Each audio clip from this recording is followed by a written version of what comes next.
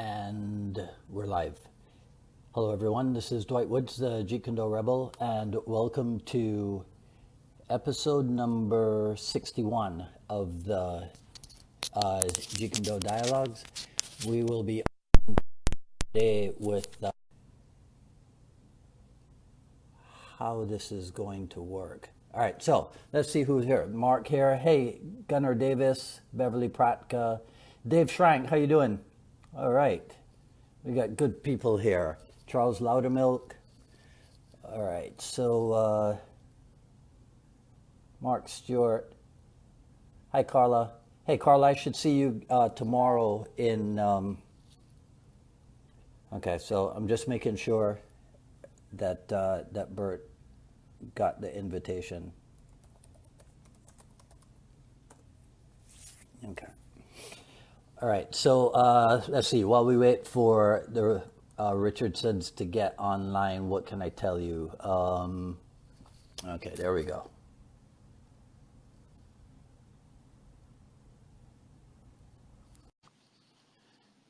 All right. This should work smashingly, people. Hello, hello. Hi there. Hello. Okay, I'm situating myself as to where I need to look. There you go. Oh, you're way better prepared than you know who ever is. And so can you show everybody those black belt earrings? Look at the. Yes, Do you there guys, they are. You guys know that those are BJJ black belt earrings, man. They are. They were my Christmas gift from my husband. Oh my and God. He special ordered them from, I think, is Felicia Ho is the black belt, BJJ black belt. So she made them specially for me. So Yeah, sweet. Proudly wearing them. I love it. All right. Well, good to see you. Usually you are off camera being busy, and I know you only have 45 minutes to be here with me today. So I appreciate your carving some time out for me. Thank you. Right? That's what happens when you're a homeschooling mama and you run a business, and then, you know, you got to do stuff. Yeah. Okay. So you have to help me. I have 2 junior JKD students. They used to go to school together. One mom has kept her little boy at school, and she complains to me every week how terrible it is. The other mom, she took her daughter out of school and she homeschools. So I told them I was talking to you and that you would give them the best advice as to what they should do. About the actual academic schooling or martial arts? Because the one who's still in school, she's dying to take him out, but I'm not sure if she knows how to go about doing it. So where should she go to learn about how to get your kid homeschooled? Okay, my favorite resource is this lady called Pam Barnhill, and on Facebook she's under Homeschool Solutions with Pam Barnhill. Okay. And she just has everything. She has podcasts, and she has a website with a lot of videos for introducing all the different types of homeschoolings that are available, different resources. But truthfully, nobody knows how to do it when you're starting. It's like anything. It's like martial arts. Right. You don't know, and then you start, and then you make mistakes, and then you adjust. So the homeschooling is the same. Our daughter has been homeschooled from the beginning. And she's now finishing 3rd grade. And I want to say in the past year is when it's really been lovely. So, you know, it's a big learning curve. Yeah. You have to know your why. You have to know why you're doing it. As long as you're secure on your why, then as soon as the obstacles come up and the roadblocks and everything, then you figure out a way. But if you don't know your why and something comes up, you're just going to give up and forget about it. What was your why for Dear Daughter? Okay, we have a lot of them. I actually wrote a full article on that subject, but I would say if I'm going to narrow it down to 3 reasons. The first reason is we want to be her primary influence during those early years in particular. Yeah. We wanted to make sure that she spent more time with us than with another person who would have primary influence over her. So that was a big deal. The second one is we travel for work. Yeah. Right. Yeah. And that's something when Burton and I got married, he already was doing seminars all over the world. And it was very clear. I told him that I moved across the world to be with you, so you can't leave me every weekend. So we decided to travel as a couple way back then. Yeah. And then when our daughter came in, it just made sense that we would take her now. And so for that reason, for scheduling reasons, it's very important that we can just pick up and go whenever we choose. Right. And then the third major reason is because French is my first language, and I wanted to make sure it was a strong language for my daughter as well, that if she spent 8 hours away from me every day in a 100% English environment, it would have been harder yet to manage that. So those are our three main reasons. And what is the correct pronunciation of their daughter's name? So her first name is Talina Queen. Okay. And everybody calls her TQ by her initials. Right. Okay. All right. So now, you said she's completing 5th grade. Third grade. Okay. So that makes her about 8 years old. Yeah, she's a January baby, so she's like mid-school year. Okay. Yes, that's correct. She's turned 9. I think she has something in common with Danielle Inosano, that by age 8, she's been around the world. Pretty much. She's been to a few continents. I think it's 3 continents, and she's gone to 11 different countries. Yeah. Yes, she has seen quite a bit of the world. Good for her. Good for her. Yes. Okay. It's fun.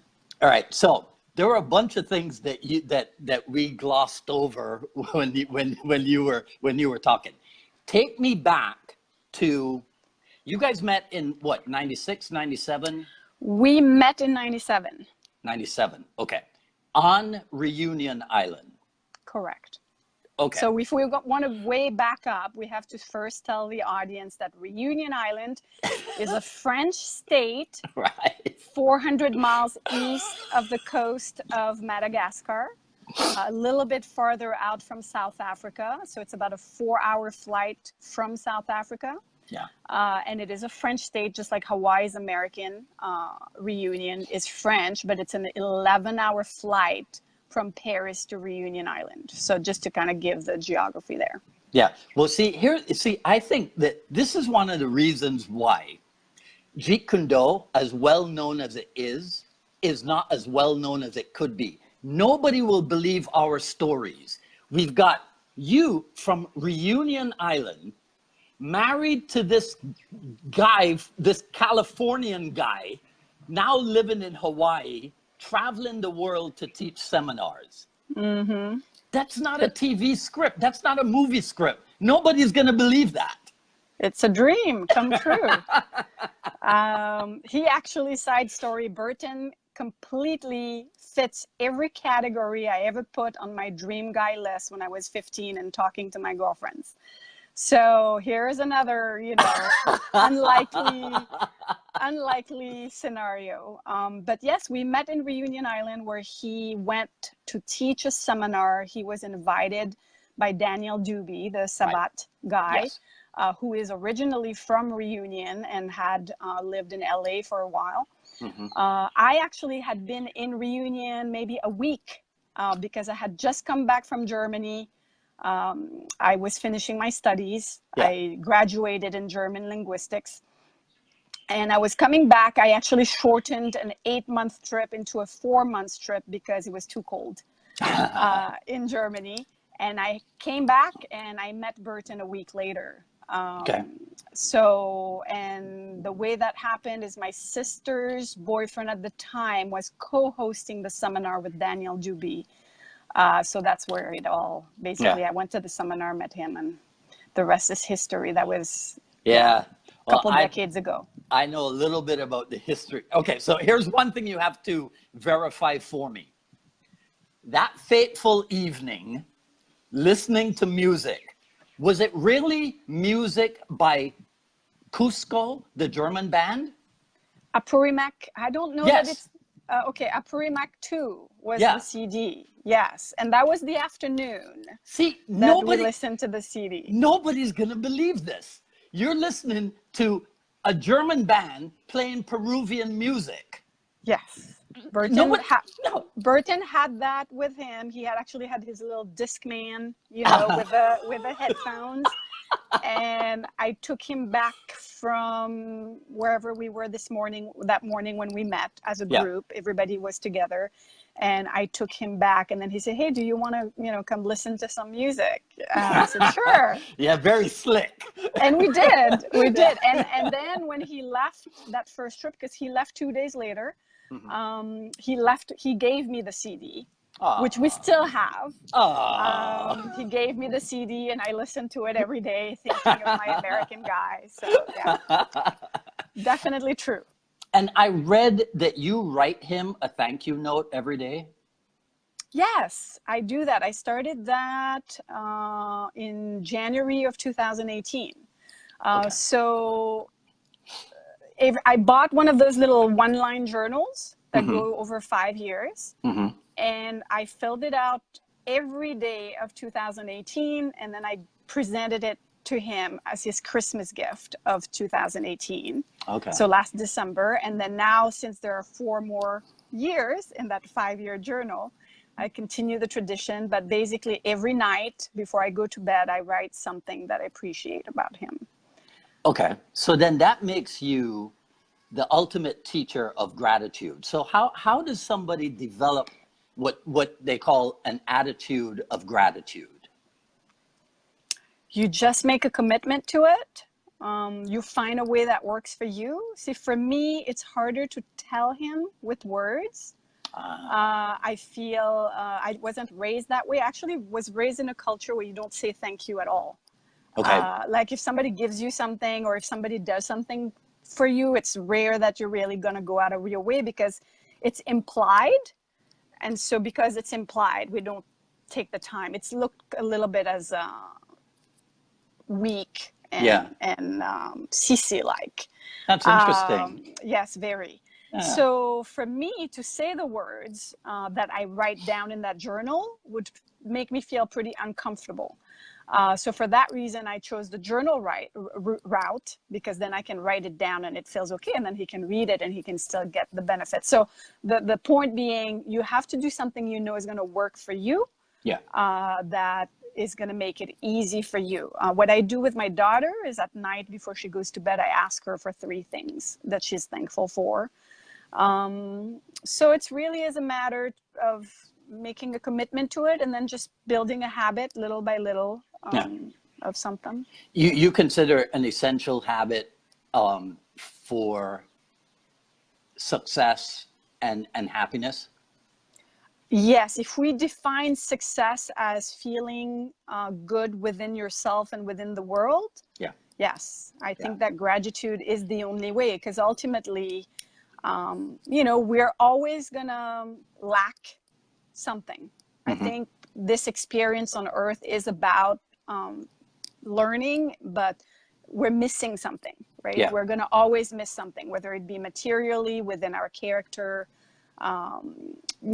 so if we don't learn to just be grateful for what we do have, it doesn't matter how much we have, it's not going to be a good life. So yes, definitely. And you said it's easier for you to write it because you are a trained writer, correct? I am a writer by vocation. I actually do not have formal training. It just is something I do. So I do write essays. I have a personal blog. This is how I process the world. It's how I process the thoughts in my head, is by writing them down and taking a big tangled mess of thoughts and putting them into sentences, and then suddenly it makes sense. Yeah. But I do not have formal training. Okay. But now, if you wanted to, you could write to him in what, German, Italian, French, and English? Correct. And then there's also a dialect in my island, so Creole. Oh, yes. Although it's mostly a spoken language, not quite a written one. Right. But yeah, I could do. Would that be the same Creole that they speak in like Martinique or or Guadeloupe or even in Haiti? No. So Creole, the definition of Creole is that it's a dialect offshoot of French. Right.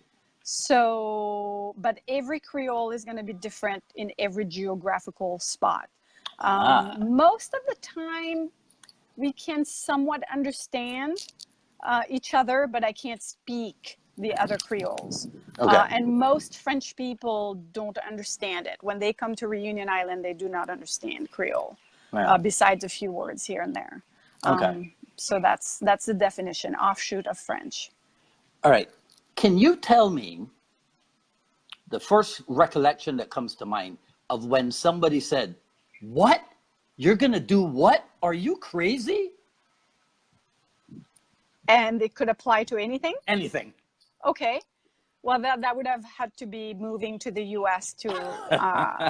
with Burton, because to summarize that, so we met in June '97. We spent 2 days, well, literally 1 day together, and then the second time I saw him on that trip was 2 days later to take him to the airport.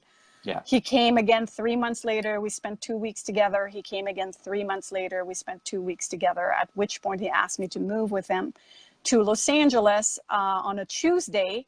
On a Saturday, I was in the airplane. I had quit my job, gotten a new passport, packed one suitcase, and went to the other side of the world with this dude I knew 8 months and I had spent 30 days with. Yeah. And then 2 weeks later, we got married, and that was 21 years ago. Oh, so that would have been, everybody was like, what? Yes, exactly. Yeah. What are you doing? So that one, and then the second one would be when we moved from Los Angeles to Hawaii. That would have been a big what as well. Yeah, yeah. So, okay. So now when you were here in Miami, which we've kind of deduced was 1998, had you started training yet? Yes, but very sporadically. Okay. I really started right after I met Burton in Reunion Island. I actually joined a class in Reunion taught by one of the attendees of the seminar at the University of Reunion. So I did a few months there. So then once I actually moved to LA with Burton, I did start training in our group classes, but it was, our traveling schedule was crazy. I was jet lagged constantly. So I wasn't consistent, but I had started. Right. Yeah. Okay. See, because I wasn't sure, because if I remember correctly, when you were here in Miami, you didn't actually participate. Now that I think about it, you look jet lagged. I probably was asleep in the hallway somewhere. That's usually most of the seminars. I'm on the bed. I have the capacity of falling asleep anywhere. Right. As long as I'm laying down. I can't do it sitting up. But as long as I'm laying down, I can sleep on rocks, on sidewalks, on cement, on benches, wherever. So I was probably asleep. I spent half of my 1998 asleep somewhere. And well, I mean, it's obvious you were with him, so you started training. But what was your why for starting to train? I just like punching. So it just seemed fun, to punch the mitts and do things together, enter. I think, again, from my training in Reunion Island, where I met some of my very best friends who are still my friends, I just built an association of great fun with training. So it just made sense to continue, and it has continued to be fun. I hope everybody knows Burton is an amazing teacher, and that's regardless of subjects. Like it's not just in martial arts. He's just a great teacher. That's what he has as his vocation. So he's just made it something that I enjoy doing. Yeah. Hey, what do you think he could be doing if he wasn't teaching martial art? Is there anything? If he wasn't teaching martial arts, he'd still be a teacher of some kind. So he might be a life coach, like a self-help guru. Maybe even, I don't know about a school teacher, because he wouldn't like the fitting into the rules of a school system. But he might have done tutoring, anything that would be shaping imparting knowledge and helping somebody develop in mind and body. Yeah. And would you still be the weather girl? You know, seeing that most of the people I know who work there still do. Oh my God. I would have to say probably yes. Yeah. Probably yes. I mean, I had my own show. I graduated from being the weather girl to having to hosting my own weekly show by the time I had met Burton. Yeah.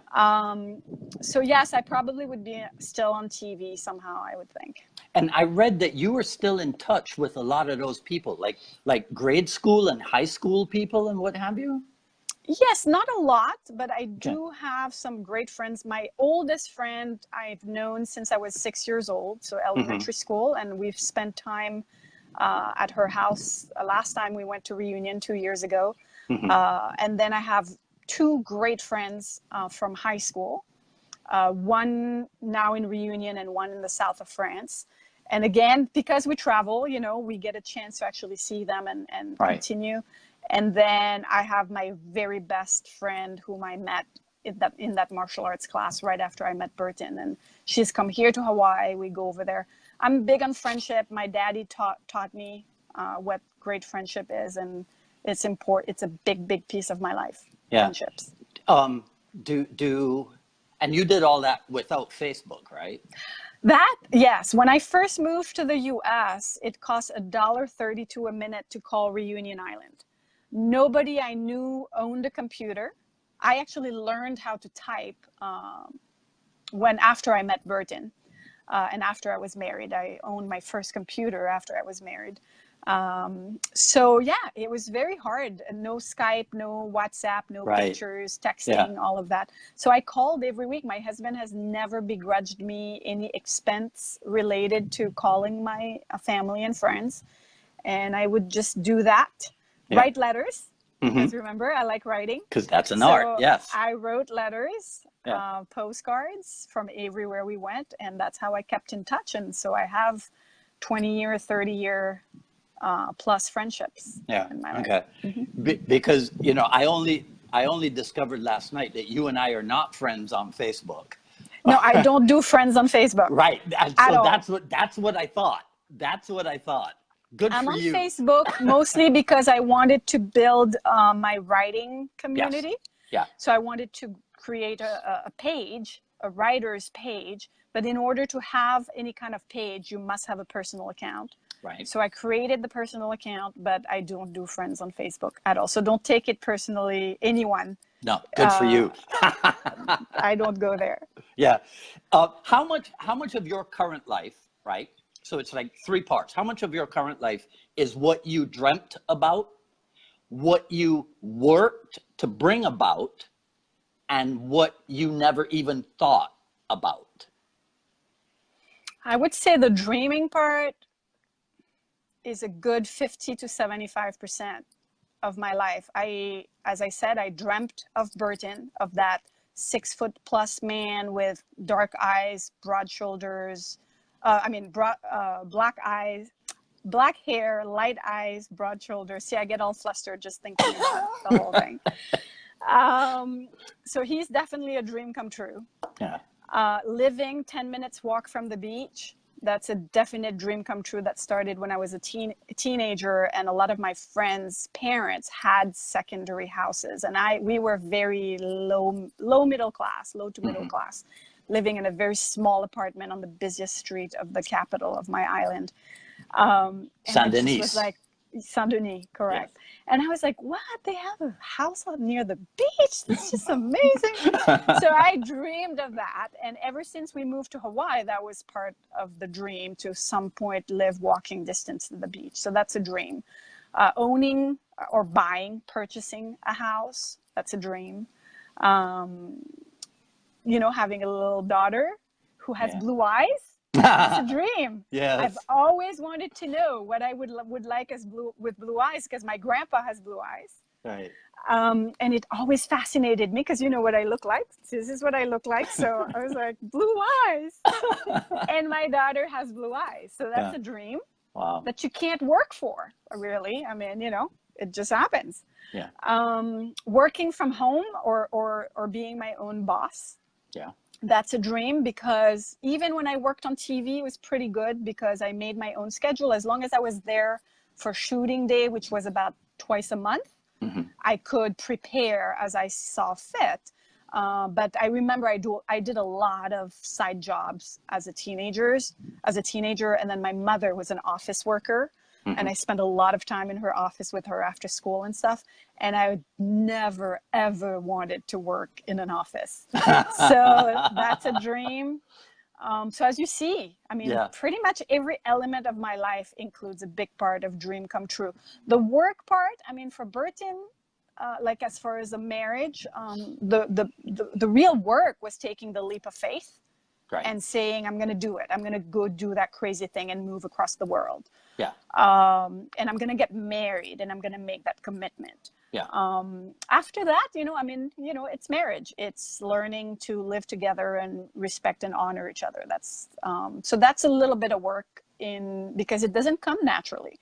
At least it didn't to me, for sure. Yeah. And I was 21 when we got married. So. Yeah. Little baby. I thought I was hot stuff, but I was a baby. Well, obviously, he thought you were hot stuff too. Definitely.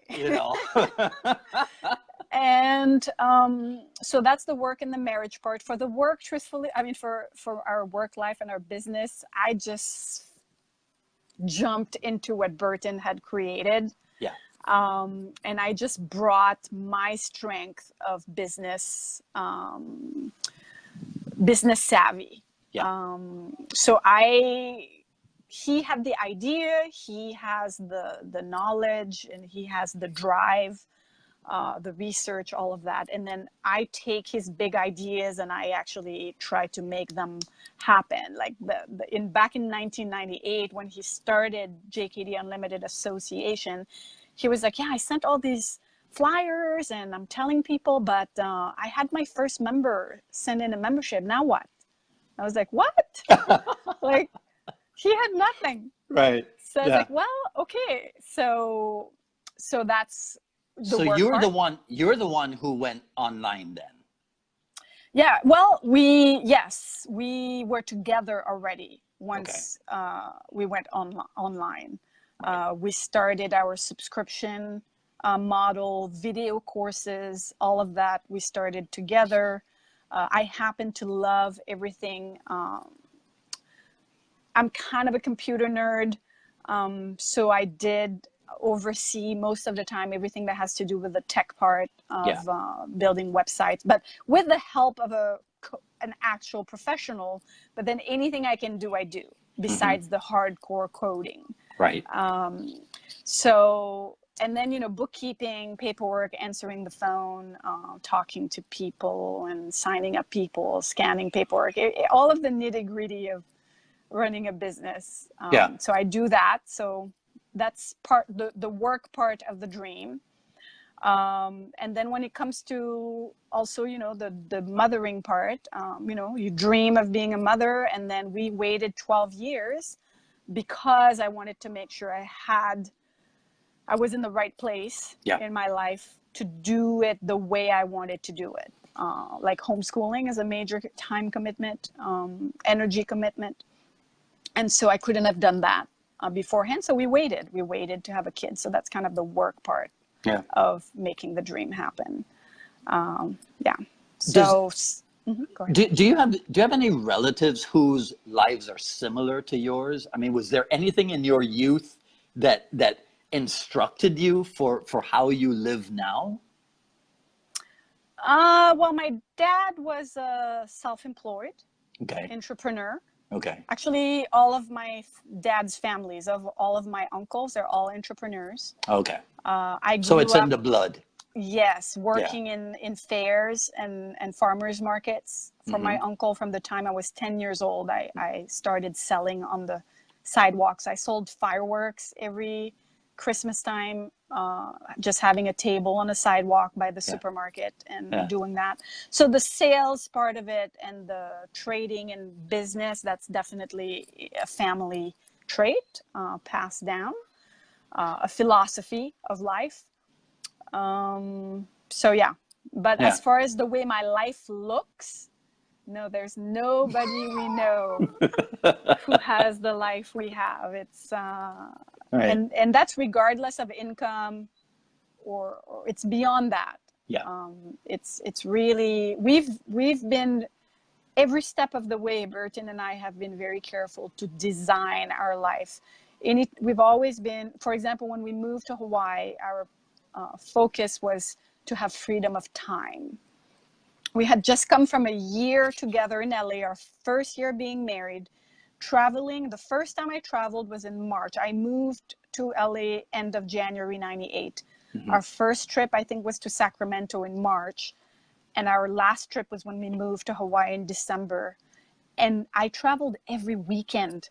Every weekend. We didn't miss a weekend. Right. And that was East Coast, West Coast, Canada, Europe, all of that.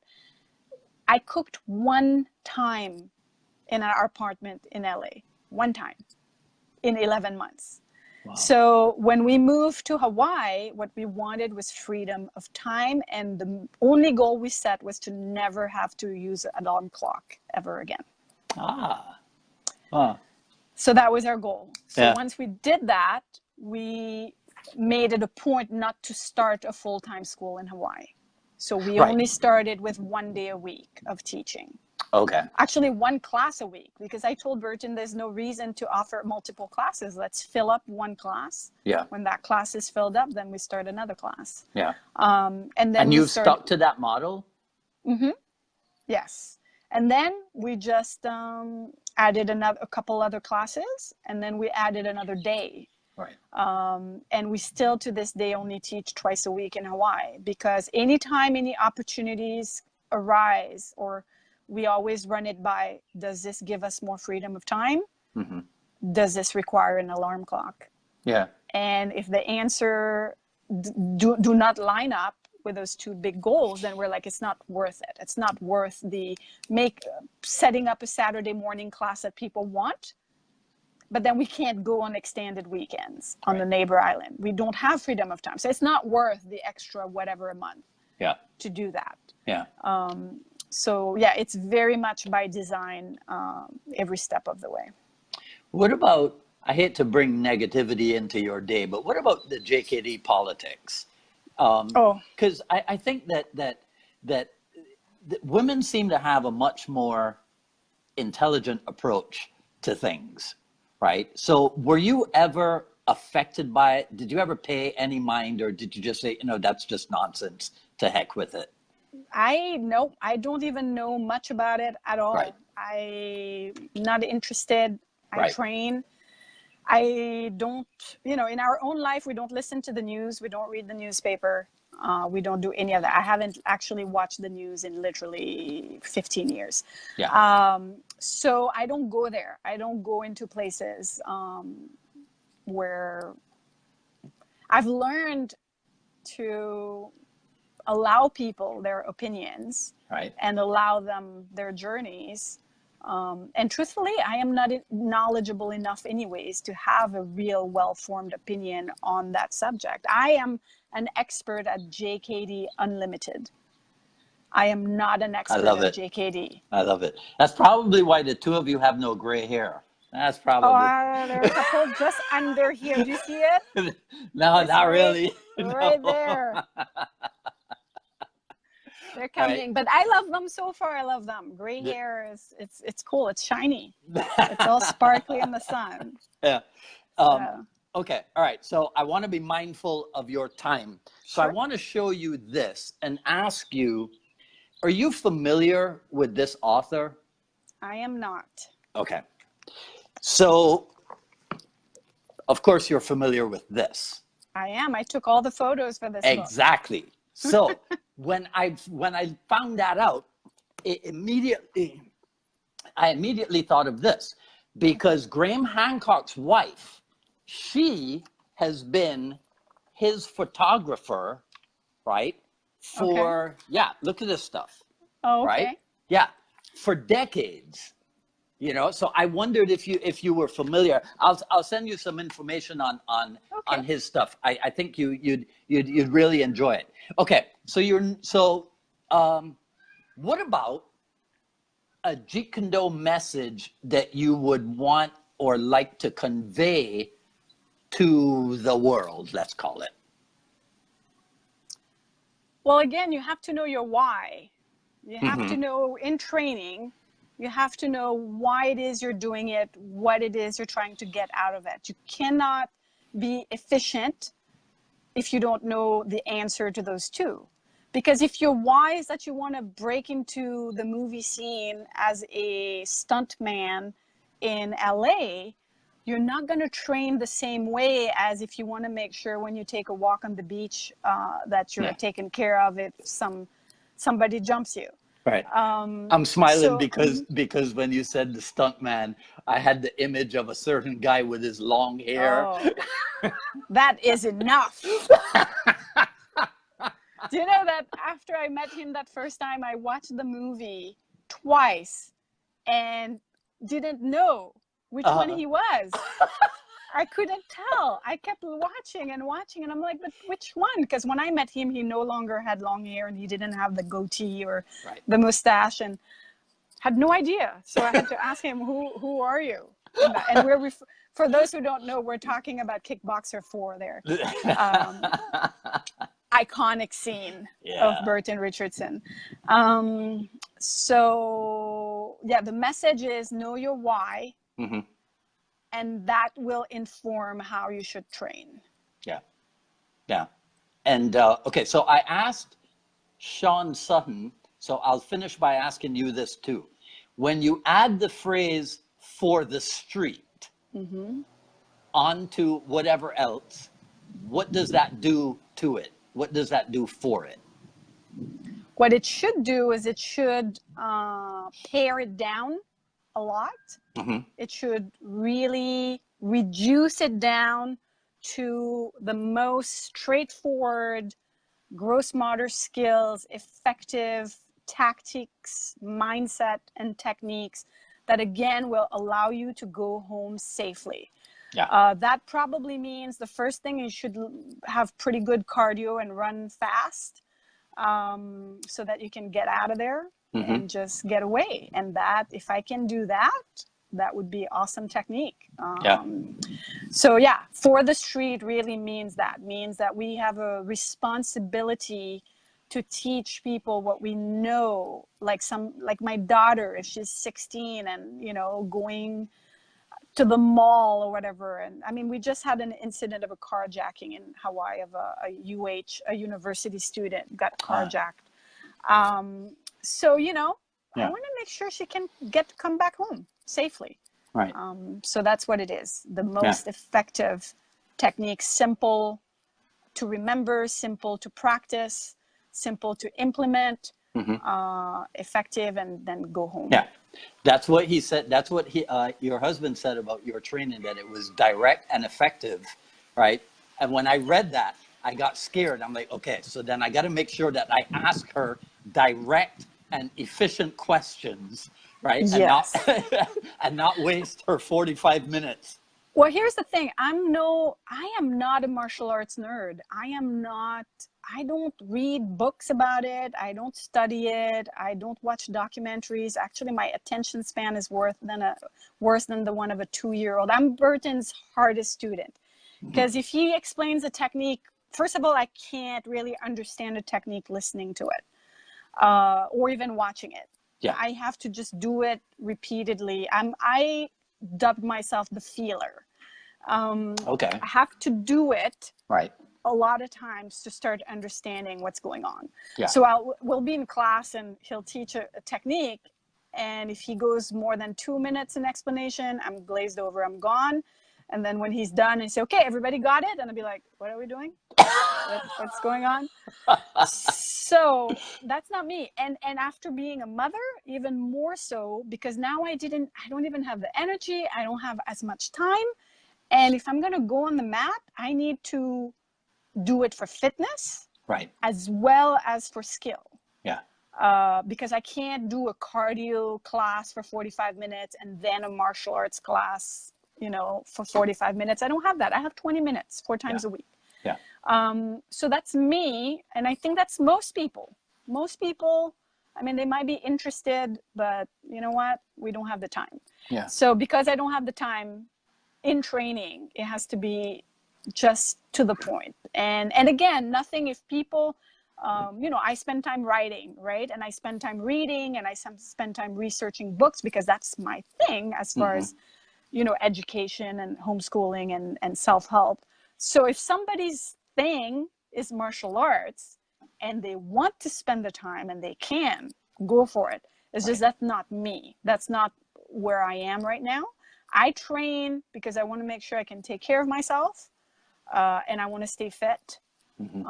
That's why I train, and it's fun. It's a much funner way than doing 100 squats and 100 push-ups, you know. Yeah. So what are you that's why I reading? do it. What are you reading currently? Actually, okay, now this is gonna be really funny. I am reading The Thornbirds, and I don't know if you've heard of that, but that was a TV series way back when. Yeah. In the Australian bush, and basically, I've been in a rut for my reading, and I decided I need something easy. I need something fun. I need something that's just gonna suck me in, and it doesn't require a lot of mind power.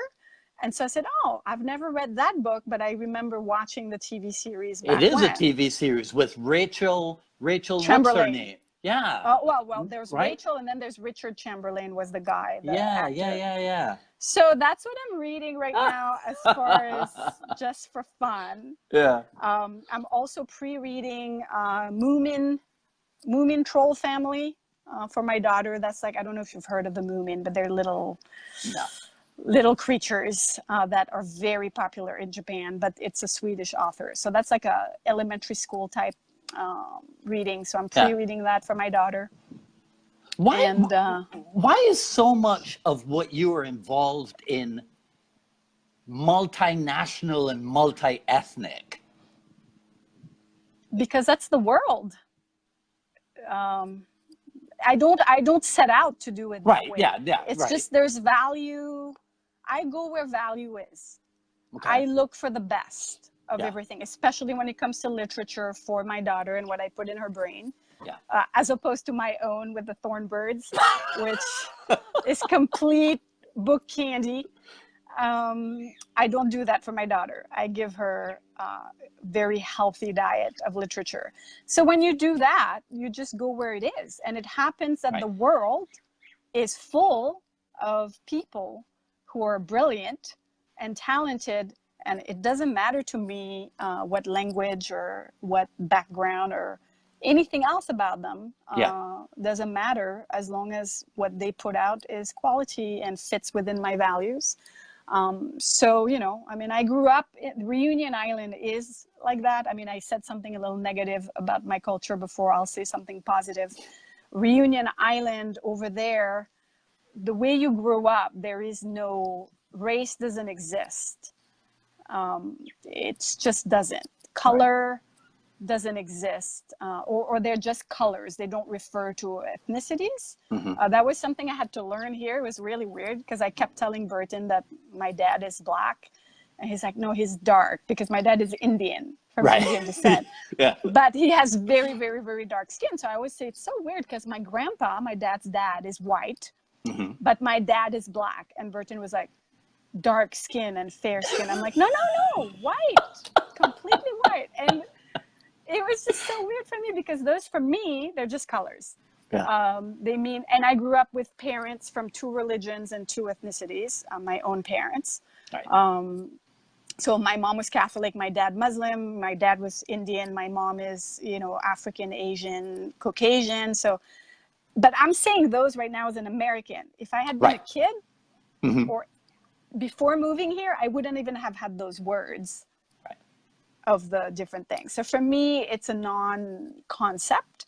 And so I just, it ends up that my life is just surrounded by everything, because that's the world. The world is everything, and you have good everywhere. And it's all about people and hearts and minds.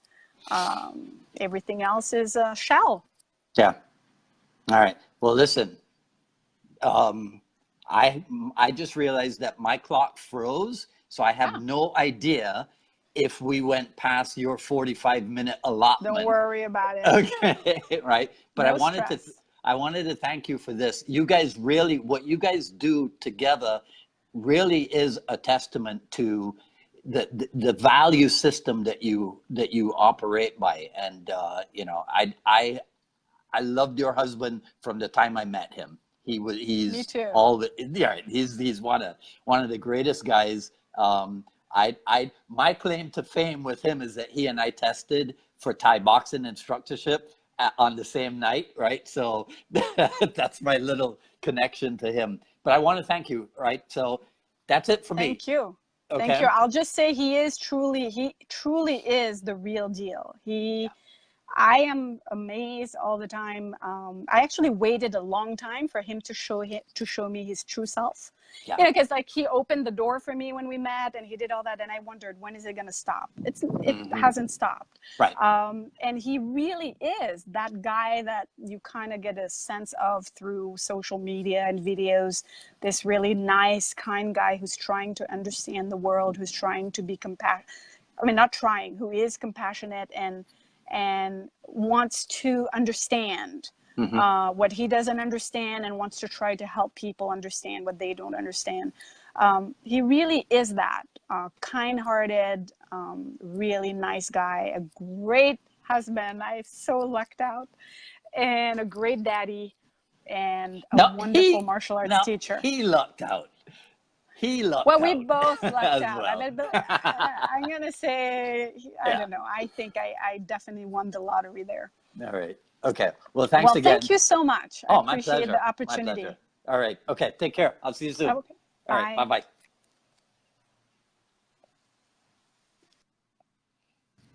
All right. I had no idea. I kept looking at my clock and I'm going, okay, it's 4:30, it's 4:30. And then I realized it had been 4:30 for a long time. So I hope I didn't mess up her daily schedule. All right, so that was episode number 61 of the Jeet Kune Do Dialogues with Sarah Badat-Richardson. I hope you guys enjoyed that. On Monday, which will be, Monday the 22nd, we will have another special episode of the Jeet Kune Do Dialogues, and Sifu Nick Faruqi is going to virtually turn the tables on me. So even though I'll set up everything and it will be on my Facebook page, when he and I log on, we're gonna flip the script, and he'll ask me questions about Jeet Kune Do and what have you. All right, so that'll be, I think it's Friday at 6:15 Eastern time. All right, so but you guys just keep a lookout for it. Okay, so that's it for today. Feel free, share, like, comment, ask questions. Sign up for notifications for when we go live on Facebook and when we put the final edits on the YouTube channel, both for the dialogues and the broadcast.